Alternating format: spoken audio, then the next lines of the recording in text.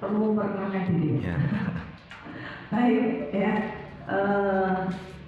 saya bersama suami, jadi saya ini menolong suami di dalam melayani. Kami melayani bukan di tempat yang disukai banyak orang ya. Kami melayani itu di kompleks pelacuran di Semarang. Itu kalau di Semarang ada Sunan Kuning. Nah, kalau mau ke sana boleh, tapi ke tempat kami ya, bukan ke yang lain. Jadi kalau paling gampang itu ancer-ancernya, oh kalau mau ke tempat kami ke Sunan Kuning aja, gitu kan. Dan puji Tuhan sampai hari ini cukup banyak ya yang dimenangkan bagi Tuhan. Hanya saat ini yang kami doakan di sana itu adalah supaya itu benar-benar tutup. Kira-kira 4 tahun yang lalu sudah dinyatakan ditutup, tapi sekarang ini mulai bermunculan lagi, itu lebih parah gitu ya. Jadi kita sedang berdoa untuk benar-benar bisa ditutup. Nah, pagi hari ini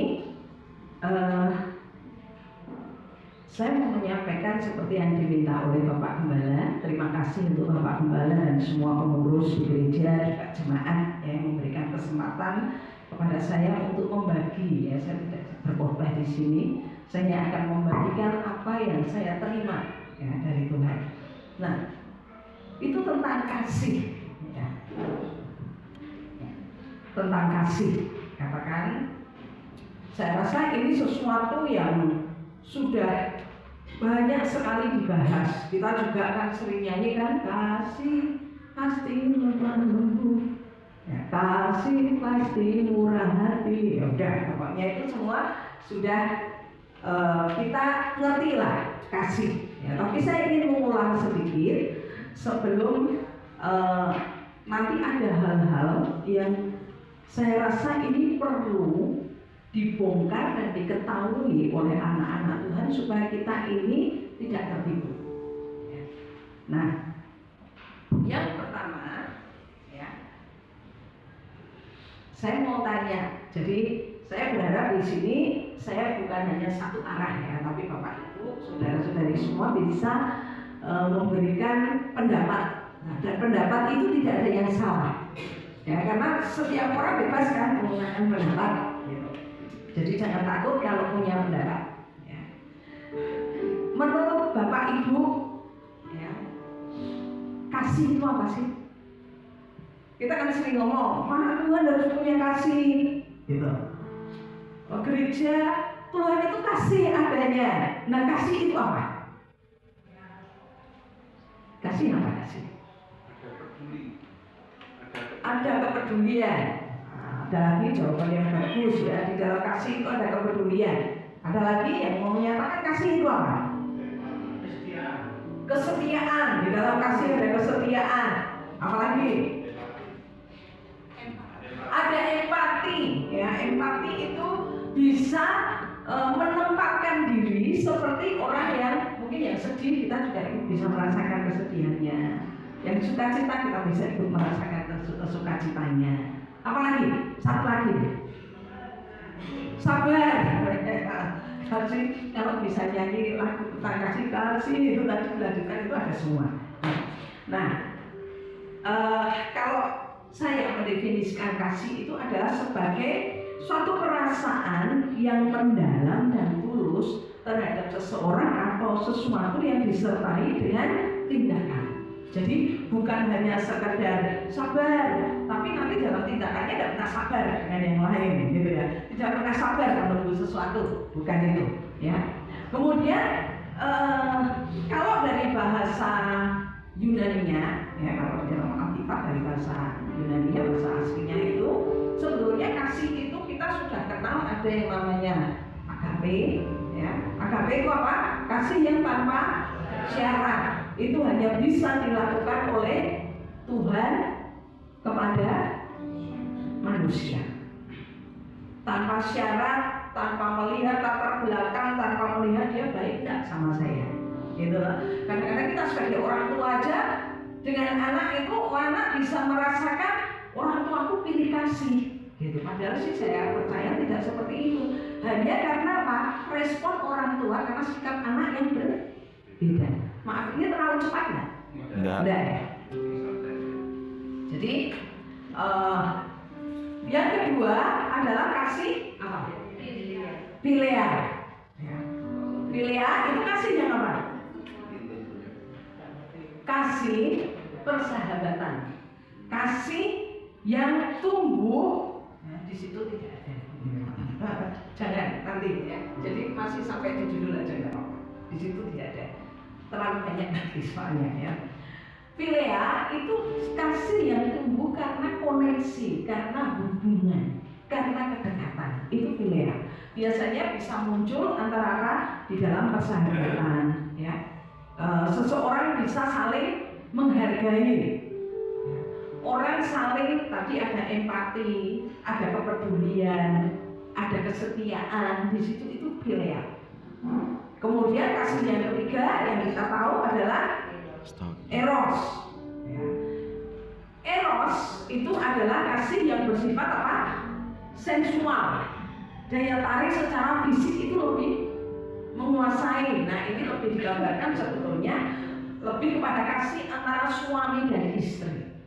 Gitu. Ya, karena kalau di antara pria dan wanita, tapi kalau kita di dalam Tuhan kan itu hanya bisa diwujudkan di dalam ikatan pernikahan, tidak bisa yang lain. Ya, karena kalau kasih eros ini diterapkan di luar pernikahan maka itu dosa. Gitu. Itu aja. Ya. Jadi ini saya singgung sedikit. Ada yang keempat. Itu adalah, ya ini memang jarang dibahas. Ya. Itu sorgos. Sorgos itu adalah kasih hubungan yang lebih bersifat apa ya? Seperti orang tua pada anak. Jadi secara natural itu terjadi. Itu karena ada keterhubungan. Itu sorgos. Nah, di dalam 4 bahasa aslinya ini sebetulnya kalau kita cari di dalam Alkitab, kata eros itu tidak pernah ditemukan secara eksplisit. Jadi ditulis begitu tidak. Itu hanya secara implisit. Ya. Jadi itu beberapa masa kasih yang kita setiap hari bisa rasakan, ya kan? Kita setiap hari bisa melakukan memberi atau menerima, ya kan? Ketika kita memperhatikan orang sedang sedih, kita tanya dia, hari ini kamu kok beda, kelihatan sedih. Itu kasih apa? Philia, ya kan? Ketika kita sedang memperhatikan anak kita, ya mungkin sedang sakit tapi diam saja. Kemudian kita perhatikan dia, itu sorgos. Gitu. Ya. Ketika kita menghormati Tuhan sebagai Tuhan yang layak dipuji, layak disembah, Tuhan yang layak diperhitungkan dalam setiap tindakan kita, itu philia. Jadi kita lakukan itu setiap hari, meskipun kita tidak menyadari dan tidak pernah memilah-milah. Ini kasih apa yang kita sedang lakukan. Nah, saya menemukan ya, di dalam kasih itu ada indikatornya. Ya, saya ada banyak indikator, tetapi saya tuliskan di sini hanya beberapa. Yang pertama itu adalah penerimaan. Jadi di dalam kasih itu ada yang namanya penerimaan. Kalau kita mengasihi seseorang, maka kita akan berusaha menerima dia apa adanya. Bahkan biasanya berusaha untuk mendukung. Gitu loh. Apa yang dia sukai kita terima, bukan hanya diterima tapi didukung. Kan gitu. Iya kan? Didukung. Kalau tahu nih, misalkan, oh hobinya dia itu melihat konser, gitu.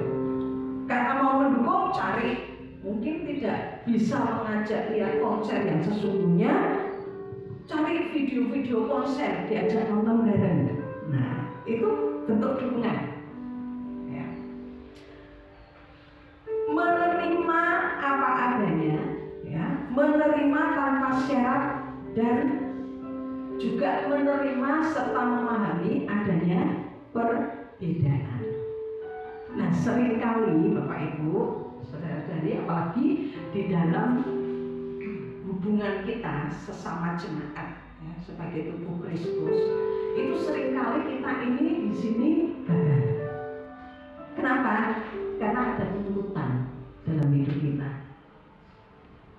Ada banyak hal yang membuat gagal itu biasanya faktor dosa. Satu, ada tuntutan, ada faktor ini. Kalau tuntut kan begini, misalkan menerapkan kasih antara suami istri aja. Ya di sini saya lihat semuanya kayaknya hampir semua sudah, mungkin yang belum berkeluarga hanya beberapa orang. Ya. Ini harus cari teman lebih banyak nih. Harus memenangkan banyak jiwa ya, mudah-mudahan supaya banyak anak mudanya juga. Nah, biasanya begini, dia tidak pernah berubah. Aku itu sudah begini, aku sudah lakukan ini, apa yang dia suka saya coba lakukan, tapi dia tidak pernah berubah. Di dalam gereja pun seperti itu. Pendetaku itu tidak berubah-ubah. Hidupnya itu masih begitu aja. Tidak mau belajar. Bapak Ibu, ketika kita mencoba menuntut orang-orang untuk berubah menjadi seperti yang kita inginkan, saya katakan dengan yakin Bapak Ibu, kita semua akan menjadi orang yang paling ketemu dengan yang namanya kekecewaan. Karena apa? Kita ini tidak pernah punya kuasa untuk merubah orang lain. Ya kan? Kalau misalkan nih saya ingatkan pada orang lain, pada suami saya, kok jangan suka marah-marah gitu. Misalnya, tapi suami saya bukan memarah ya, sabar kok. Sabar kok. Saya misalkan katakan dengan suami, jangan marah-marah gitu. Sukanya marah-marah. Apakah dia bisa berubah? Tidak bisa. Kecuali saya katakan pada diri saya sendiri, kamu sabar ketika menghadapi suamimu marah. Nah, itu keadaan akan berubah. Kita tidak akan terpancing untuk ikut menjadi jengkel, menjadi marah. Karena apa? Kita menerima dan kita menempatkan diri di tempat yang tepat. Gitu. Oh, banyak alasan Bapak Ibu, kalau kita mau menuntut orang itu banyak alasan. Banyak sekali hal-hal yang kita bisa cari yang merupakan kelemahan orang lain untuk kita itu tidak bisa menerima mereka. Tapi kalau dengan diri kita itu kita lebih banyak maklumnya kan. Saya beri contoh, ya ini sekarang saya di rumah tangga, jadi saya punya contoh adalah kejadian sehari-hari ya, supaya bisa lebih jelas. Ketika saya punya satu badan pot kesayangan,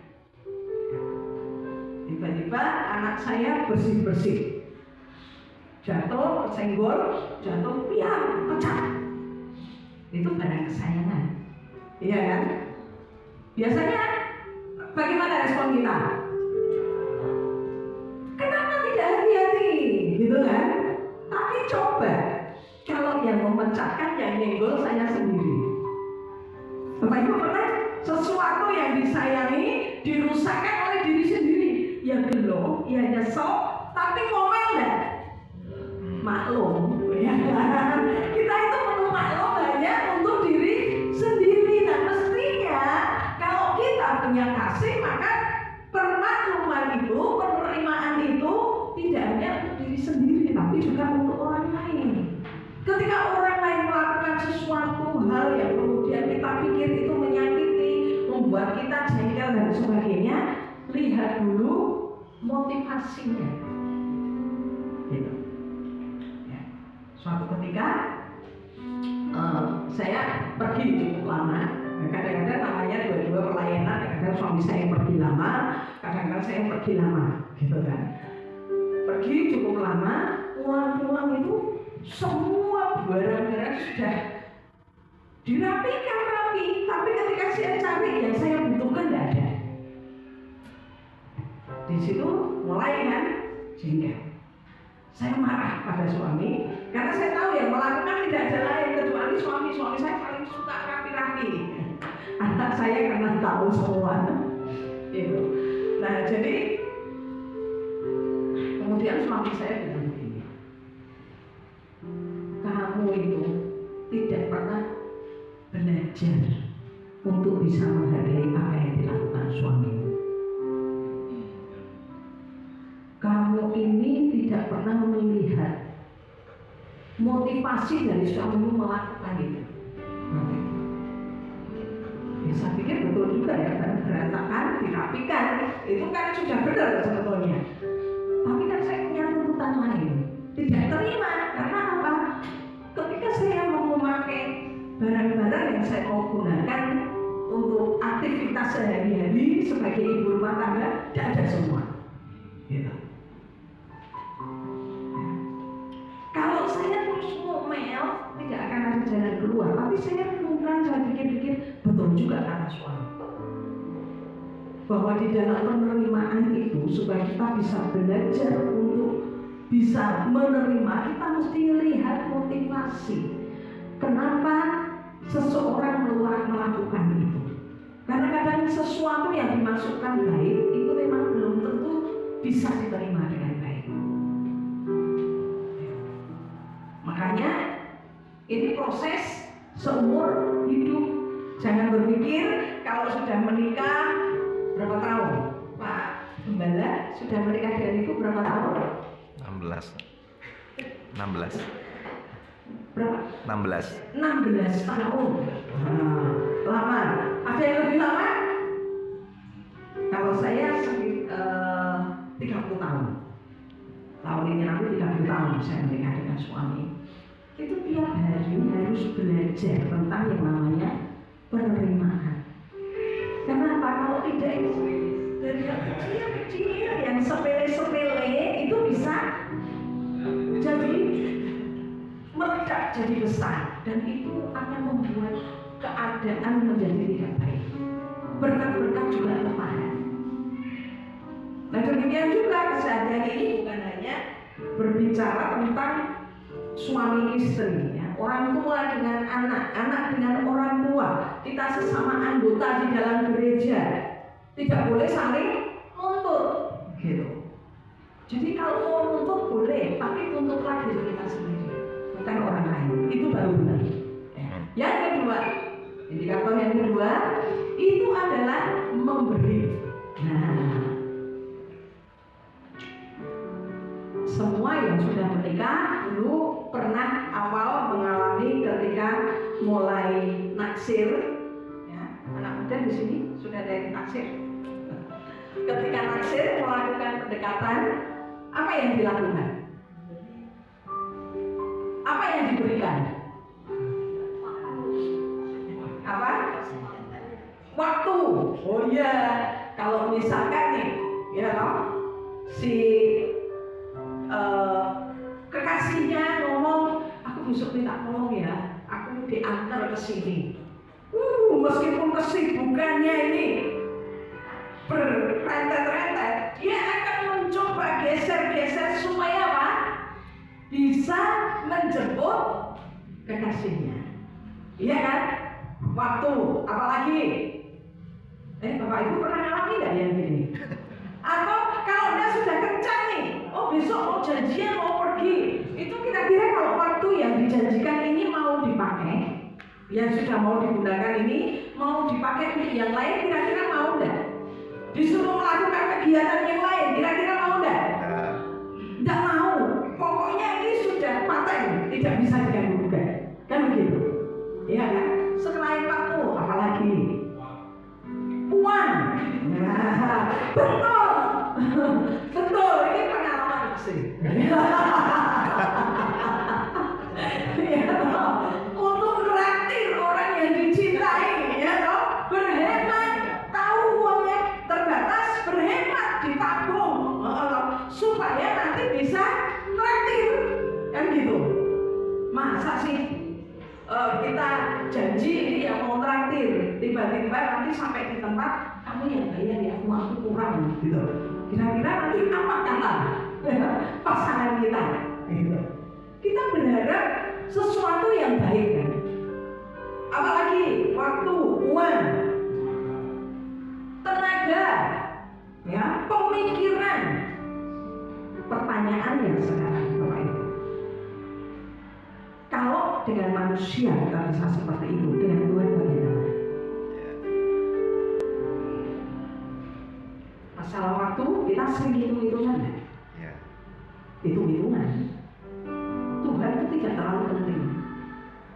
Kadang-kadang kayak ngomong, pelayanan itu kan tiap minggu saya lakukan. Kenapa saya harus mempersiapkan dengan baik latihan tiap dilakukan gitu? Sekali-kali bolos ya tidak apa-apa. Kalau kita memperlakukan Tuhan seperti itu, artinya apa? Kasih kita kepada Tuhan kurang. Ya, kalau Bapak, Ibu, ya saudara-saudari semua punya uang, itu lebih banyak dialokasikan untuk sesuatu yang menjadi hobi kita, kesukaan kita, daripada dipersembahkan kepada Tuhan. Itu artinya juga cinta Tuhan tidak, mengasihi Tuhan tidak. Bapak Ibu, kita itu kadang-kadang begini, untuk membeli makanan yang kita suka, itu kadang-kadang tidak ada ukurannya. Sekarang suka, ini pas ada uang, ya udah beli aja. Ya, tapi meskipun punya uang, tiba-tiba ini, ayo Bapak Ibu, kita akan kumpulkan dana untuk membantu orang-orang yang membutuhkan, yang kena bencana. Hitung-hitungan enggak? Ya, aku ngasihnya segini aja. Kalau saya mengatakan manusia itu lebih sering memberi Tuhan dengan angka bijaksana. Bahkan perpuluhan pun itu bisa munculnya adalah angka bijaksana. Tidak benar. Loh, saya melihat ini dan mengalami begitu banyak jemaat di gereja kami, ya mudah-mudahan di sini tidak. Kalau kita lihat, misalkan dia punya usaha macam-macam, gitu. Misalkan punya perusahaan transportasi, misalkan setiap hari itu jalan. Saya kemarin kesini naik travel, karena memang harus pisah kan, suami tetap harus di Semarang, kami di sini.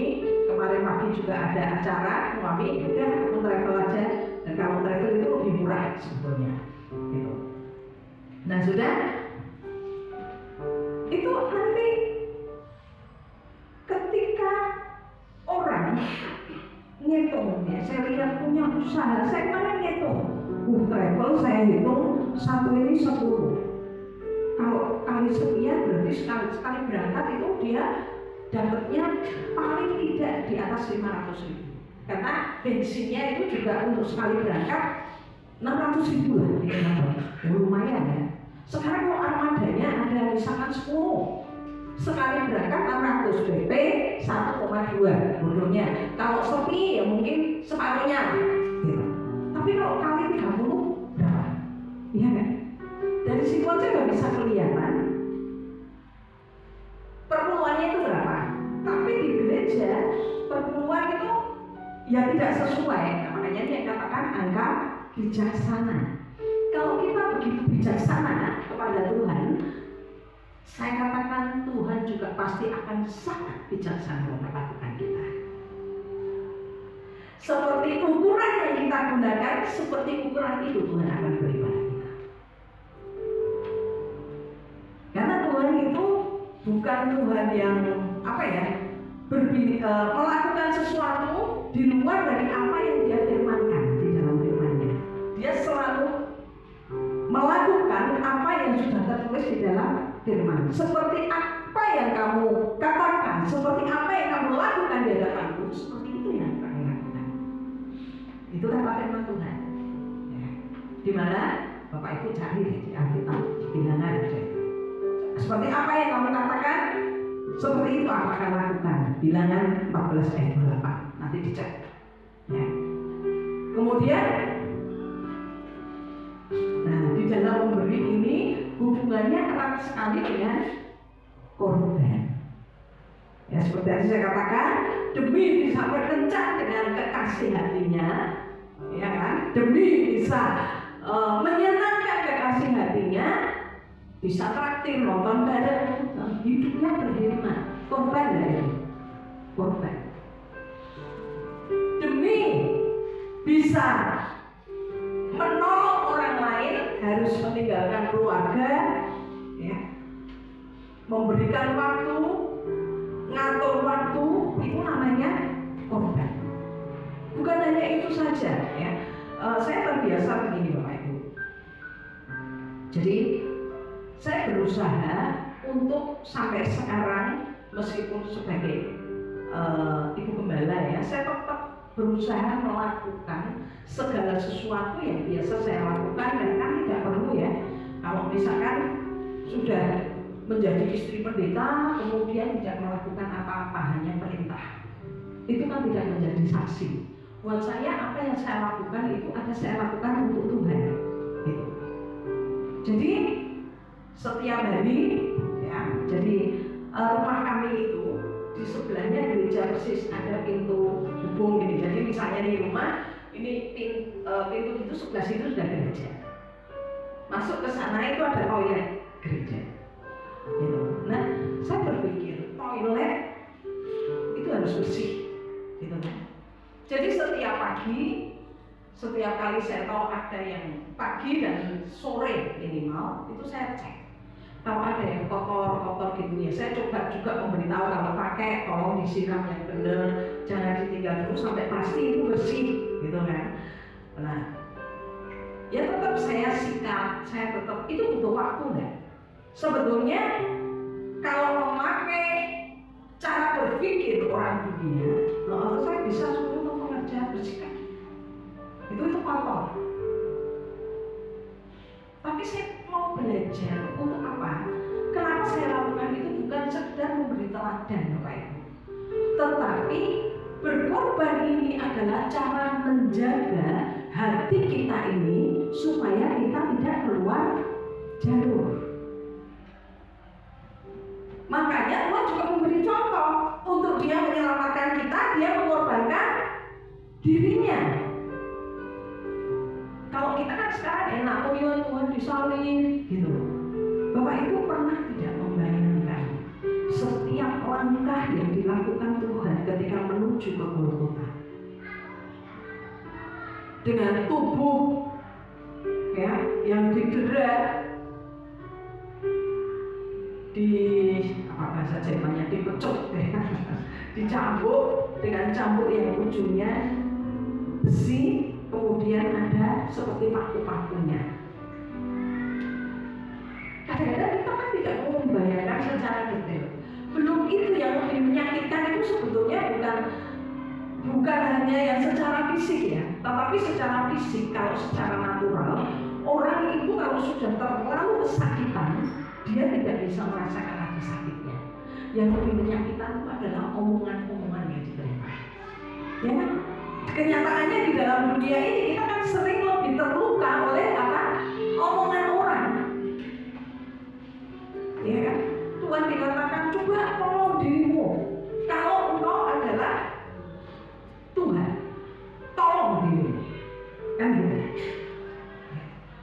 Jadi di dalam kasih itu selalu ada korban.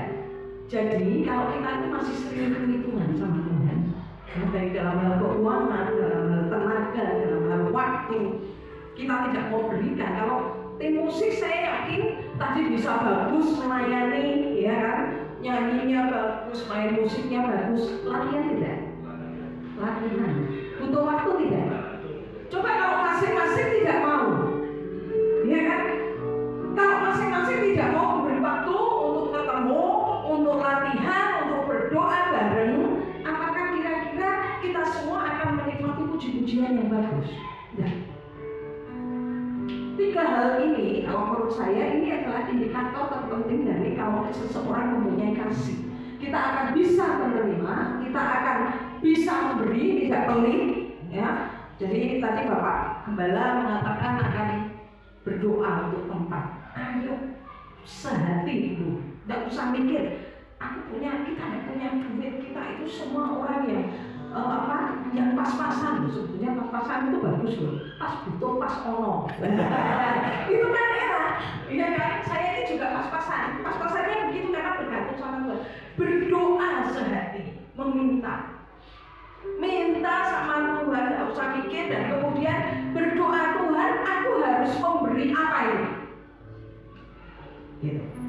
Kalau misalkan kamu kasih duitmu berapa Tuhan, dan jangan ragu-ragu, Tuhan tidak pernah berhutang. Saya katakan, kalau kita berani untuk memberi dan berkorban untuk Tuhan, itu tandanya kita punya kasih. Tapi kalau untuk latihan, diajak pelayanan, diajak besuk, ya nanti itu kita bisa cek sendiri.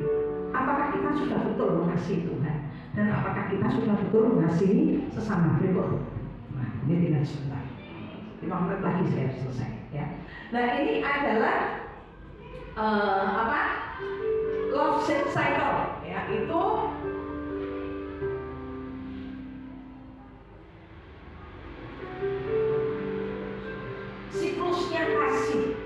siklusnya kasih manusia. Itu yang pertama adalah dari Tuhan, ya. Dari Tuhan kemudian turun kepada manusia. Nah, ini di sini ini harus ada hubungan timbal balik, ya. Tidak hanya Tuhan terus yang mengasihi, tetapi manusia juga harus memberikan respon yang tepat. Kita harus juga merespon kasih Tuhan itu dengan benar. Kalau kita sudah terima seperti itu, baru kita bisa lanjut. Kita bisa memberikan kasih yang sumbernya dari Tuhan itu kepada sesama kita. Jadi jangan berpikir kalau kita murah hati, kalau kita menjadi orang yang penuh perhatian itu karena diri kita baik. Itu sumbernya betul-betul murni dari Tuhan. Nah, ketika manusia bisa saling memperhatikan, saling memberi waktu, saling untuk mendukung satu dengan yang lain, itu baru itu akan membawa manusia yang lain yang belum kenal Tuhan ini, dia akan mengenal Tuhan. Lanjut. Bukan, yang itu tadi masih digambar. Nah, ini ya. Ini bisa mengenal Tuhan dan dia juga punya hubungan yang benar. Jadi satu-satunya yang tidak bisa kita tinggalkan ketika kita ingin mengembangkan kasih yang ada di dalam diri kita, saya mau katakan, benarkan dulu hubungan kita dengan Tuhan. Saya mengalami ini. Kenapa saya bisa cerita itu bukan hanya teori. Setiap hari saya belajar dari tahun ke tahun itu dengan anak-anak. Setiap pagi kita baca firman bersama minimal 6 pasal. Terus masing-masing punya bacaan sendiri-sendiri. Tapi memasuki tahun 25 ini saya mengevaluasi diri saya sendiri. Saya merasa kok hidupku itu makin susah. Rasanya itu kok makin hubungan dengan Tuhan itu makin hambar. Jadi saya putuskan apa? Saya baca tambah banyak firman Tuhan. Kemudian saya putuskan juga untuk berdoa juga lebih banyak. Jadi saya bangun pagi nanti saya atur waktu saya sedemikian rupa. Ya. Jadi kalau dibutuhkan supaya waktu saya bersendiri dengan Tuhan itu tidak terganggu, maka saya akan bangun lebih pagi. Sekarang saya untuk bacanya aja butuh 1 jam. Jadi, dan ini kemudian saya juga mendisiplin diri saya sendiri. Kalau ada sesuatu langsung saya catat tadinya, ya udahlah, pokoknya dapat ini, tapi nanti lama-lama hilang. Lama-lama kan lupa, gitu. Ada lagi yang baru lupa. Jadi sekarang saya catat. Nah, siklus kasih ini itu hanya bisa terjadi secara normal dan menghasilkan buah ketika sumbernya adalah dari sini. Ada hubungan 2 arah. Kita tidak hanya menerima dari Tuhan, tapi Tuhan juga menerima feedback, umpan balik dari kita. Bentuknya apa? Ya bisa puji-pujian, ya bisa penyembahan, bisa juga duit kita meskipun sebetulnya Tuhan tidak butuh. Dan Tuhan akan bisa memberkati. Nah sekarang yang terakhir, ya, 5 menit lagi, karena ini penting. Saya akan merusak, ada faktor yang merusak. Ini penting sekali adalah koneksi yang semu. Jadi tadi siklus itu kan merupakan koneksi kita dengan Tuhan. Hari-hari ini di zaman modern itu iblis menciptakan, sebetulnya sih ini bukan sesuatu yang diciptakan iblis ya. Ini sesuatu yang bagus, netral sifatnya, tetapi kemudian dipakai oleh iblis untuk merusak koneksi kita dengan Tuhan, merupakan koneksi yang semu. Apa itu? Bapak Ibu sekarang bawa HP. Coba tunjukkan. Di situ itu ada koneksi yang semu. Ketika ada notifikasi dari WA, notifikasi dari YouTube, notifikasi dari apapun, segera mengalihkan ya pemikiran kita dari Tuhan. Ya, kita lihat anak-anak sekolah sekarang suruh belajar mereka malas. Kenapa? Lah cari jawaban pertanyaan ditanya sama Mbah Google. Wah, jawabannya itu pasti nanti nilainya 100, ngapain susah-susah belajar. Ya kan? Pagi-pagi bangun pagi apa yang dicari? HP. Alasannya lihat jam. Wah, saya juga begitu. Lihat jam. Tapi nanti kemudian di scroll kan apa yang baru, akhirnya itu bisa menghilangkan kebiasaan-kebiasaan baik yang kita sudah bangun. Ketika saya belajar, diajari oleh Tuhan, dibukakan tentang hal ini, saya membuat komitmen dalam diri kita sendiri, dalam diri saya sendiri, untuk apa? Oke, baca lihat HP, karena memang yang paling gampang untuk lihat jam, ya udah, jamnya berarti aku harus bangun. Ini saatnya aku nyembah Tuhan. Saya punya gitar sendiri kecil, ya. Saya nyembah Tuhan, kemudian setelah itu baca firman. Ini ritual saya setiap pagi, buat renungan saya share. Itu ke ribuan orang dan bisa berlipat kali ganda, karena banyak yang minta izin ya Bu, ini saya share ke yang lain. Oh silahkan, mau saya dapat gratis. Gitu. Saya buat renungan memang tergerak pendek, baca tidak sampai 30 detik. Karena apa, saya kalau dapat renungan yang panjang-panjang itu terus terang bacanya muals. Males. Jadi buat aja yang pendek supaya orang baca ngerti, yaudah gitu aja. Minimal itu ada firman yang diminta. Nah, saya mau tunjukkan kabarnya. Oke, sebelum saya jelaskan ini, Bapak Ibu coba semua pegang di sini, di dari bagian atas. Ya. Semua kita itu memiliki yang namanya prefrontal cortex. Ini bagian depan. Ini adalah bagian otak, ya, yang gunanya itu adalah satu, untuk berkonsentrasi. Yang kedua, memahami benar atau salah. Jadi nilai-nilai yang kita terima itu adanya di situ. Kebenaran firman Tuhan, benih-benih firman Tuhan itu diserap oleh prefrontal cortex, bagian otak bagian depan ini. Kemudian juga untuk pengendalian diri di situ. Kemudian untuk menunda kepuasan. Nah, kadang-kadang orang yang tidak bisa menunda kepuasan itu yang mengakibatkan kenapa seseorang bisa memperkosa, kenapa seseorang bisa mencuri, merampok. Gitu. Itu karena tidak bisa menunda kepuasan. Pengen, tidak ada sarana, akhirnya cari cara. Nah, itu. Kemudian juga untuk berpikir kritis, ya. Dan hal yang penting dari prefrontal cortex ini adalah untuk merencanakan masa depan. Nah, saya mau tunjukkan begini Bapak Ibu. Ya, ketika sebetulnya ada videonya, tapi nggak apa-apa saya jelaskan ya. Ini yang menggerakkan kita berpikir. Di dalam otak itu ada yang namanya sistem limbik. Ketika ada sesuatu yang menyenangkan yang kita terima, itu kemudian akan sistem limbik ini akan mengeluarkan zat yang namanya dopamin.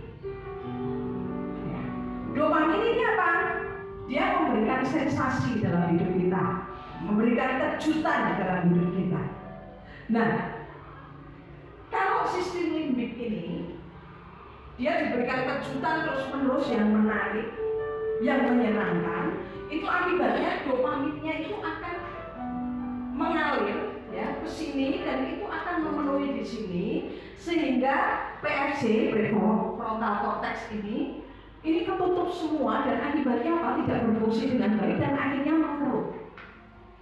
Sampai di sini ngerti ya, Bapak Ibu? Tahu yang saya maksud ya, cukup jelas. Nah, kalau ini mengkerut, tidak bisa berfungsi lagi, manusia tidak bisa mengambil keputusan, manusia tidak bisa merencanakan masa depan. Hal ini yang akan terjadi ketika kita ini terus dari pagi sampai malam kita nyekrol terus. Berita apa di politik, ya no? Mungkin yang disukai, nanti ada film, drama Korea, ada apa, itu akan terus menarik kita untuk kita terus melihat itu. Dan itu menyebabkan dopamin itu memenuhi otak depan kita. Otak di bagian depan ini sehingga otak kita tidak bisa berfungsi dengan baik. Makanya tidak heran anak-anak sekarang itu begitu dikuasai oleh gadget, ya, sehingga mereka kan anak sekarang itu kan rapuh, gampang sekali menyerah, putus asa. Saya banyak menangani kasus-kasus yang melukai diri sendiri, bunuh diri, banyak sekali yang saya tangani ini. Lah kita pun jangan berpikirlah itu biar mereka. Kita pun kalau kita tidak hati-hati dengan HP kita, dengan apa yang ada di dalamnya, saya katakan HP, internet itu semua bagus. Sepanjang kita bisa mengendalikan itu. Tapi kalau kita yang dikendalikan, rusak. Dan ini tanpa disadari sudah masuk ke gereja. Coba di sini, maaf ya kalau menyinggung, tapi ini kebenaran. Siapa yang masih membaca firman dari sini? Dari Alkitab yang menulis. Semua orang berpikir biar lebih mudah. Padahal nanti ketika buka itu ada notifikasi, itu bisa tidak mengalihkan perhatian kita? Bisa. Sangat. Dan bukankah sering kita ini di tengah-tengah ibadah kita lihat WA? Kita bisa memberikan respon terhadap WA. Kita lihat TikTok. Saya mau katakan, kalau seperti ini, kira-kira apakah Tuhan tidak berkurang mata melihat gereja? Makanya tidak heran gereja tidak ada kuasa. Ya. Ikut arus. Iblis itu sekarang bukan mengaum dengan memperlihatkan seperti setan-setan yang menakutkan itulah, langsung berbolongan orang tidak. Dia menggiring manusia mengaum melewat notifikasi di hari kita. Karena itu sudah mudah cepat. Kalau kita sedang berdoa, tiba-tiba ada telepon berdering, mata kita melek ya. Cari tahu siapa ya, nanti kalau penting. Nah emangnya Tuhan tidak bisa melindungi kepentingan kita. Tapi kalau kita mau jujur, bukankah itu yang sekarang mengontrol hidup kita? Ya. Makanya pada hari ini saya mau katakan Bapak Ibu,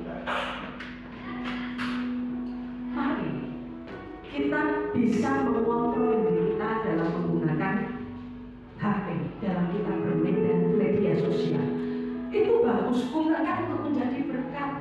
Kita bisa gunakan Zoom untuk doa bareng, tidak terhalang meskipun letaknya itu dari berbagai negara. Ya, hari ini saya punya teman-teman doa ya, yang rutin berdoa setiap Senin. Kita tanggal jam 1 itu berdoa bareng. Ada dari Australia, ada dari Melbourne, ada yang dari London, dari sama-sama kita berdoa untuk sebuah misi global. Jadi kita ya, waktu pokoknya hari itu tidak boleh ada yang lain. Sudah khusus untuk itu selama 2 jam. Tapi kan sekarang ini tidak penting-penting amat. Kita karaokean, boleh nggak? Boleh. Kenapa daripada pakai lagu-lagu dunia, tidak pakai lagu-lagu yang memuji Tuhan dan kita praktek untuk menyenangkan. Ada banyak hal yang sia-sia kita lakukan dengan menggunakan platform digital, dan itu tanpa kita sadar kita membiarkan diri kita ini dirusak. Karena apa? Kemampuan kita untuk mengambil keputusan yang benar, kemampuan kita untuk membedakan yang benar dan salah, itu untuk dirusak oleh bisnis itu. Saya berharap apa yang saya sampaikan ini akan mengubah Bapak Ibu semua. Hari ini, kemarin ada waktu yang lalu saya pun mengalami begini. Ada masa di mana saya itu menyukai lihat drama gitu, wah senang gitu kan. Tahu sebetulnya ini tidak baik karena isinya juga gitu, tapi tetap aja nonton. Tapi begitu Tuhan celipkan kebenaran ini, saya mulai untuk tidak melakukan. Jadi pagi betul-betul saya lihat jam setengah jam, oh ini jamnya Tuhan. Saya berdoa, kalau aku pengen nyembah Tuhan pakai gitar, saya ambil gitar. Kalau tidak begitu, tapi setelah itu baca firman. Setelah baca firman, bagi renungan dulu, baru lakukan kegiatan. Itu perlu kita mendisiplin diri kita sendiri. Untuk kita bisa menjadi saluran kasih Tuhan, untuk kita bisa menerima kasih Tuhan, itu kita perlu berdiam diri jauh dari semua notifikasi yang kita dapat dari platform digital. Platform digital kalau kita ikuti selama 24 jam, selama 365 hari dalam setahun, itu tidak akan pernah. Dan itu betul-betul merugikan. Kalau kita hanya ingat sesuatu yang menyenangkan, yang memberikan membuat dopamin itu meledak di dalam diri kita. Oleh karena itu saya ingin mengajak, mari kita sama-sama. Seberapa banyak waktu, coba sekali-kali dihitung. Sehari itu saya main HP berapa lama ya untuk hal-hal yang tidak perlu dijari. Terus bandingkan sehari berapa banyak waktu saya baca firman Tuhan, berapa banyak waktu yang saya gunakan untuk saya berdoa, berapa banyak untuk waktu saya memperhatikan saudara-saudara kita seiman. Di situ saudara akan tahu sebetulnya seberapa besar kasih kita kepada Tuhan dan kepada sesama. Saya berharap apa yang saya sampaikan ini akan mengubah perilaku digital kita. Amin. Akan mengubah cara kita mencari Tuhan dalam hidup kita. Terakhir saya mengatakan, menerima firman pada waktu ibadah, pada waktu persekutuan itu bagus dan harus dilakukan. Tetapi yang tidak boleh ditinggalkan, kita cari diri sendiri kebenaran di dalam firman Tuhan, bukan melalui dulu baca dari kebenaran firman Tuhan. Mungkin orang yang mengatakan, aku tidak ngerti.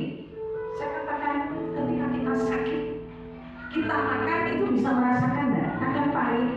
Kalau seandainya kita muntahkan pun, kita harus dipaksa pakai infus, tidak bisa rasa apa-apa. Infus tidak bisa, harus disonde, tidak bisa rasakan apa-apa. Sama. Ketika roh kita sakit, kita baca firman, kita tidak akan tahu apa-apa. Tapi kalau kita terus baca, kita terus baca firman Tuhan di dalam Yohanes 15 ayat yang ketiga mengatakan, kamu ini bersih karena firman yang diberikan. Itu akan membersihkan kita dan kita akan ngerti cara bagaimana Tuhan berbicara pada kita secara pribadi. Itu yang membuat kita kuat dan kita tetap bisa berjalan di dalam kasih. Amin. Mari kita sama-sama.